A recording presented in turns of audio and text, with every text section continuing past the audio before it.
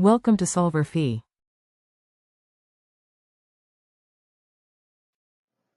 Okay, so this question was asking us what is the index of refraction of this liquid for the light.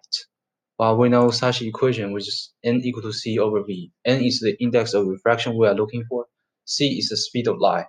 V is the speed of light that travel in the material medium. Okay, so C is given as 3.0 times 10 to the power of 8 meter per second.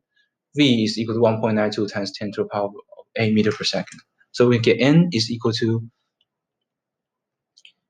3.0 times 10 to the power of 8 meter per second over 1.92 times 10 to the power of 8 meter per second. And this will give us 1.56 as the index of refraction of such a liquid. Okay, and this is the solution for the question. Thank you.